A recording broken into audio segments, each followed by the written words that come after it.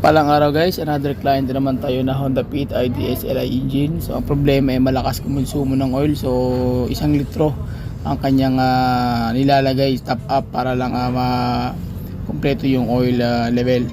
So ibig sabihin medyo malakas talaga. So check natin guys kung ano yung pwede nating maibigay sa inyong diagnostic na tips and advice para ma-address natin yung concern. So sa ganitong mga sitwasyon guys, kailangan mo muna check muna yung engine na harapang bahagi ng kanyang makina, sa ilalim yan.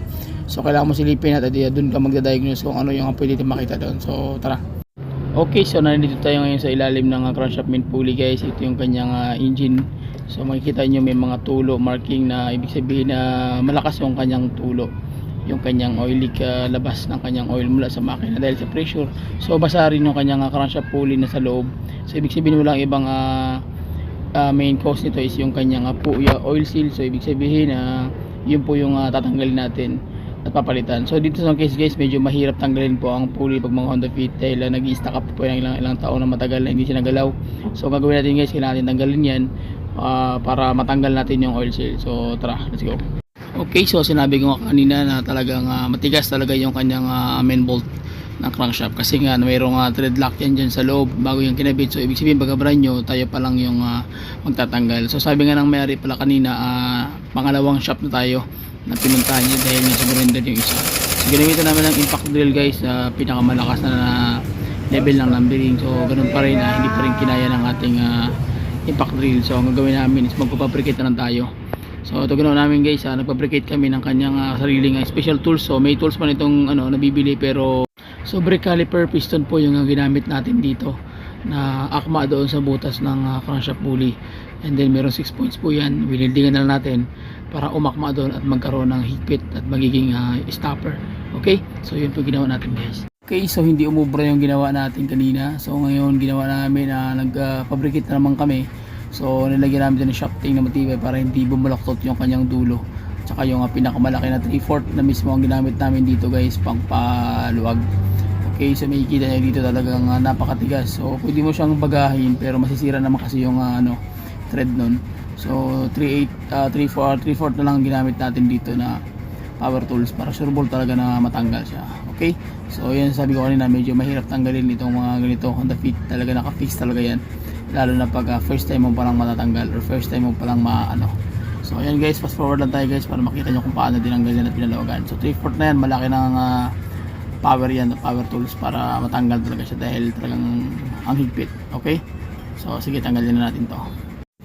Okay, so finally guys, natanggal na natin ang kanyang main bolt, lumuwag na siya. So pwede mo nang makamay. So basic features pa rin, once na mekaniko ka kailangan ay mapasensya ka at tawag niya, madiskarte ka talaga kung ano yung pwede mong tanggalin. Kung maaari gamitin mo na lahat ng alam mo, matanggal mo lang yun kasi yung kasing buhay ng mekaniko, kailangan talagang pag-iisipang mabuti. So nakita namin dito wala ng mga leak or wala ng mga tawag yan, gas-gas yung kanyang lips. So ito po yung bolt na tinanggal natin. Ayan, wala naman siyang tawa o wala siyang sira. So talagang naka-lock lang talaga yan, kaya mahigpit. So ito po yung sistema ng mga Honda Fit. Sa mga Honda Fit dyan, pag once na first time mong tanggalin yan, talagang masakit talaga yan tanggalin. So nakita natin na walang tama yung kanyang yung surface, okay, yung outer face ng ng crankshaft pulley. So ayan po yung pagkakakabit guys, makikita nyo ganyan. So akala mo mahirap tanggalin kasi nga may thread lock yan. So talagang dikit yan, lalo na pag first time siya tatanggalin mula pag brand nyo, napakahirap tanggalin. Okay, so yun po yung mga pointers guys. So ito yung wheel seal, tinanggalan natin. Ito yung luma, talagang kinain na yung inner part. So ang gagawin natin, magpapalit tayo ng bago. So ayan na po.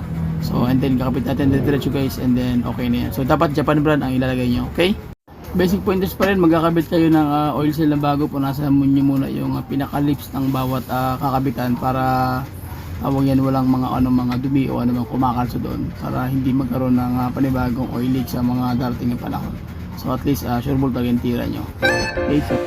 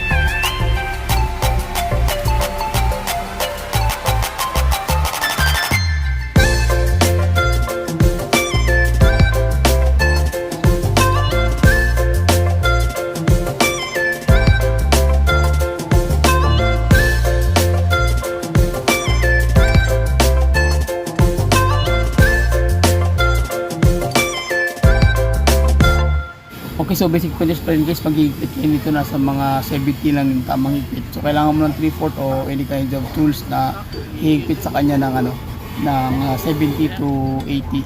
So yun po yung pinaka dapat na higpit dito. So yun ang tools natin ginamit guys. So, the best, diba? So yun lang guys, maraming salamat sa inyo. Please subscribe to my channel, share my video, comment na kayo down below. Hindi ko man ma-replyan ng oras, pero lahat ng mga tanong nyo masagot. Subscribe natin guys, so, channel, baka guys. See you.